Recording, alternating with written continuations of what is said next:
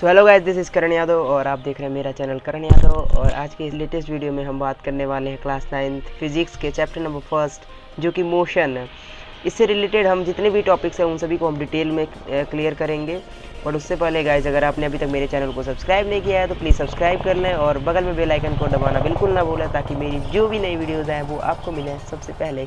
So let's get started. So guys, हमारा सबसे जो ज़्यादा फोकस होगा वो मोशन से रिलेटेड इक्वेशंस पे होगा, जो कि हमारे फिजिक्स के बहुत ही ग्रेट साइंटिस्ट न्यूटन जी के द्वारा दिया गया था। ओके, तो इन्हें हमें प्रूव करना है कि जो गति के तीन समीकरण हैं, v is equal to u plus a t, s is equal to u t plus half a t square and v square is equal to u square plus 2as, इन्हें हम प्रूव करेंगे। कैसे हम इन्हें प्रूव कर सकते हैं उसके बारे में आज इस वीडियो में हम पूरा डिटेल में डिस्कस करेंगे। और इसे देखने के बाद गाइज आपको दूसरा वीडियो देखना ही नहीं पड़ेगा, क्योंकि मैं आपको इतने अच्छे से समझा दूंगा कि ये टोटली आपका क्लियर हो जाएगा। आप किसी को भी अगेन सिखा सकते हैं ये गति के समीकरण। ओके, सो गाइज चलिए स्टार्ट करते हैं। सबसे पहले हमें एक वीटी ग्राफ बनाना पड़ेगा। VT graph in the sense कि हमें मान लीजिए हमारा समय यदि 0 है, यानी 0 समय पे हमने प्रेक्षण लेना स्टार्ट किया, ठीक है। तो हमारा उस समय वेग क्या था, प्रारंभिक वेग यानी u था। ओके, और जब हमारा समय t हुआ तो हमारा वेग u से चेंज होके v हो गया, और यानी u पे था v हो गया t समय में। तो इसे हमने मिला दिया और इसे भी हमने काल्पनिक रेखा से मिला दिया। इसका हम यूज अभी जानेंगे कि हमने इसे काल्पनिक रेखा से क्यों मिलाया है। सो गाइस, अभी फिलहाल के लिए हम पहले गति के पहले समीकरण को सिद्ध करते हैं। ओके, तो यहाँ पे आप देखेंगे कि यहाँ से यहाँ तक की दूरी कितनी है, t है। ओके, ये भी t होगा, है ना। तो हम जानते हैं कि जो त्वरण होता है वो वेग में परिवर्तन की दर होता है और उसे भाग दे दिया जाता है समय से। वेग में परिवर्तन क्या होगा, यानी जो हमारा अंतिम वेग है उसमें से हमारा जो प्रारंभिक वेग है उसे हम घटा देंगे और t यानी समय से भाग दे देंगे। चलिए तब करते हैं। त्वरण को एक्सेलरेशन यानी e से डिनोट करते हैं। तो e इज इक्वल टू वेग में परिवर्तन की दर यानी कि v माइनस यू, और भाग दे दीजिए t से।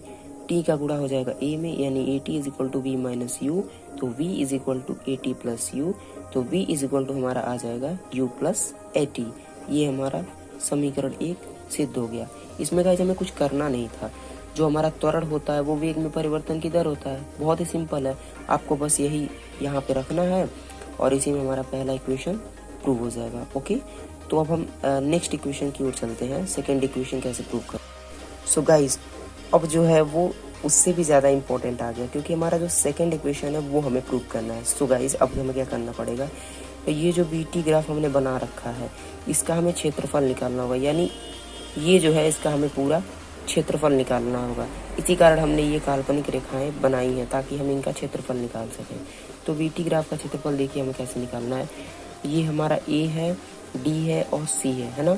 तो ये हमारा एक त्रिभुज है जो कि हमें दिख रहा है, ये एक त्रिभुज है और ये हमारा एक आयत है।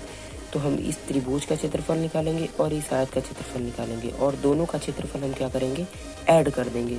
तो हमारा ये वीटी ग्राफ का क्षेत्रफल निकल जाएगा, ठीक है। सो गाइज, वीटी ग्राफ का क्षेत्रफल हमें क्या देता है, एस देता है, विस्थापन। वीटी ग्राफ का क्षेत्रफल निकालने पे हमें विस्थापन प्राप्त होगा, ठीक है। वीटी ग्राफ का क्षेत्रफल निकालेंगे तो यस बराबर हमारा क्या हो जाएगा, त्रिभुज एडीसी का क्षेत्रफल, यानी त्रिभुज एडीसी का क्षेत्रफल प्लस जो आयत हमारा है ए डी ई और ओ, इसका क्षेत्रफल निकालेंगे। ओके, त्रिभुज का क्षेत्रफल क्या होता है, 1/2 आधार गुणे शीर्षलंब। 1/2 आधार ये हो जाएगा, शीर्षलंब ये हो जाएगा, ठीक है गाइज। उसके बाद आयत का क्षेत्रफल क्या होगा, लंबाई होगा और गुणे चौड़ाई हो जाएगा। वेरी सिंपल, आपको पता ही होगा कि जो त्रिभुज का क्षेत्रफल होता है वो 1/2 और आधार गुणे शीर्षलंब प्लस आयत का जो क्षेत्रफल होता है वो लंबाई गुणे चौड़ाई होता है, ठीक है। तो अब देखिए 1/2 हो गया आधार, हमको त्रिभुज का आधार, चूंकि यहाँ से यहाँ तक की दूरी t है, यहाँ पर क्या करेंगे, a से लेके d तक की दूरी यानी आधार हम लिखेंगे t, ठीक है। और शीर्षलंब हमारा क्या होगा, ये पूरा हमारा v है और ये u है यहाँ से यहाँ तक। तो हमें अगर यहाँ से यहाँ तक की दूरी निकालनी, यानी पूरे में से v में से u घटा दीजिए, ये दूरी निकल जाएगी, यानी v माइनस यू हो जाएगा। ओके, तो यहाँ पे हम शीर्षलंब लिख देंगे v माइनस यू प्लस लंबाई गुणे चौड़ाई, यानी लंबाई हमारी t हो जाएगी और चौड़ाई हमारी u हो जाएगी। यानी हमारी टी इंटू यू। अब वो half t into v minus u plus हमारा क्या हो जाएगा, यू में टी का गुणा करेंगे यू टी हो जाएगा। ओके, फिर उसके बाद से half t into v minus u plus u T.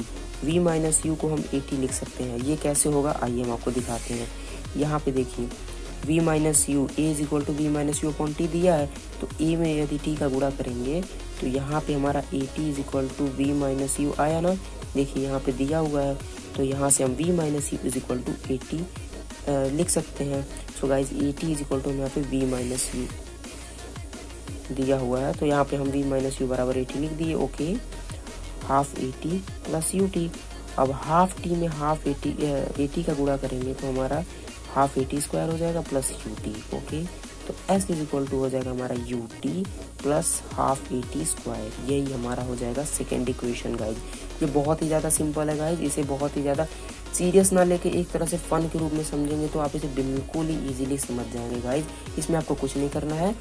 ये जो हमारा वी टी ग्राफ दिया हुआ है, इसमें इस त्रिभुज का क्षेत्रफल निकालना है और इस त्रिभुज का चतुर्भुज का क्षेत्रफल निकालना है, यानी जो आयत हमारा है, यानी इस त्रिभुज का क्षेत्रफल निकालना है और इस आयत का क्षेत्रफल निकालना है, और इन दोनों को हमें ऐड कर देना है। हमारा जो सेकंड इक्वेशन है वो इसी पे बेस है। ओके, अब हम अपने बढ़ते हैं तीसरे इक्वेशन की ओर। ओके गाइज, तो इसमें हमें क्या करना है कि इसमें भी हमें वी टी ग्राफ का क्षेत्रफल निकालना है और वो भी हमें विस्थापन ही देगा, परंतु इसमें केस अलग हो जाएगा। दैट कि हमें इन सारे का एक ही में क्षेत्रफल निकालना है, यानी ओ ए सी ई जो कि एक समलंब है, इसका क्षेत्रफल हमें निकालना होगा। सो गाइज, ये रहा third equation of motion. Okay, तो इसमें भी हमें वी टी ग्राफ का ही क्षेत्रफल निकालना, परंतु केसेस इसमें चेंज हो जाएंगे। क्यों? क्योंकि हमें ओ ए सी ई का टोटली एक ही में मतलब क्षेत्रफल निकालना है, जो हमें एस देगा। ठीक है, तो एस इज इक्वल टू हमारा ओ ए सी ई जो कि समलंब है उसका क्षेत्रफल होगा। एस इज इक्वल टू हो जाएगा, समलंब का क्षेत्रफल होता है 1/2 समांतर भुजाओं का योग गुणे समांतर भुजाओं के बीच की दूरी। ओके, तो 1/2 लिख देंगे। समांतर भुजाएं, ये दोनों समांतर हैं गाइस। ओके, तो हमारा जो समांतर भुजाओं का योग होगा वो हमारा क्या होगा, u plus we.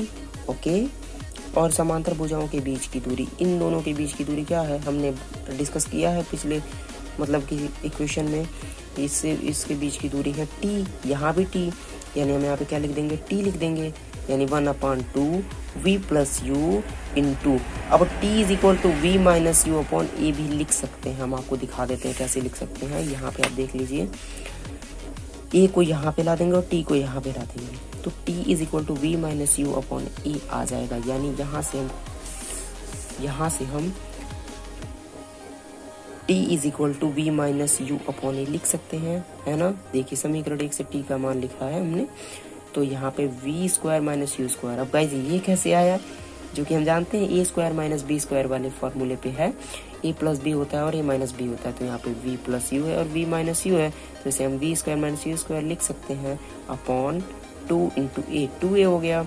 S is equal to v square minus u square upon 2a, तो v square minus u square is equal to क्या होगा, 2a जो है उसमें s का मल्टीप्लाई हो जाएगा, यानी v square minus u square is equal to 2as। Okay, तो v square minus u square is equal to 2as, या वी स्क्वायर बराबर आप लिख सकते हैं यू स्क्वायर प्लस 2as। ये हमारा थर्ड इक्वेशन प्रूव हो चुका है। तो गाइज ये गति का जो समीकरण ये बहुत ही ज़्यादा इंपॉर्टेंट टॉपिक है, क्योंकि इसी पे हमारे सारे न्यूमेरिकल बेस होते हैं इस चैप्टर से रिलेटेड।